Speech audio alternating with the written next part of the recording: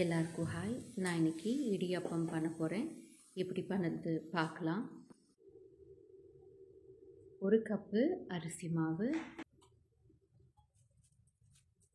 தேவையான அளவுக்கு உப்பு, ஒரு மீடியம் டேபிள் ஸ்பூன் அளவுக்கு எண்ணெய் ஆட் பண்ணி கையில் நல்லா மிக்ஸ் பண்ணிக்கிறேன்.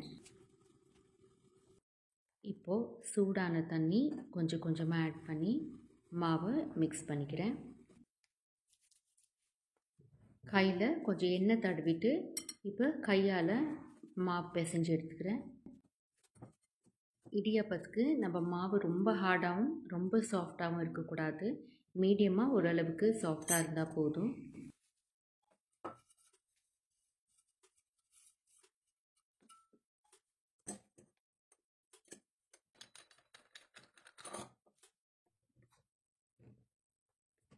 நான் இங்கே இடியாப்பம் இட்லி தட்டில் பண்ண போகிறேன்.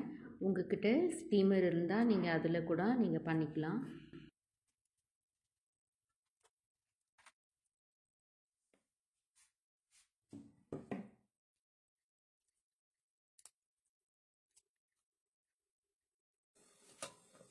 ஒரு 8 மினிட்டு நான் ஸ்டீம் பண்ணிக்கிறேன் இடியாப்பத்தை.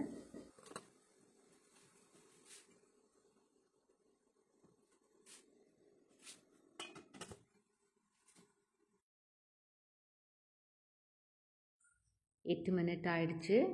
நம்ம இடியாப்பம் ரெடி ஆயிடுச்சு.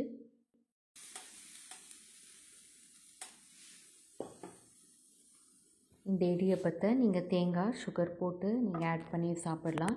இல்லைனா சிக்கன் கறி இருந்தால் நீங்கள் அதை கூட சாப்பிடலாம். அவ்வளோதான், நம்ம இடியாப்பம் ரெடி ஆயிடுச்சு.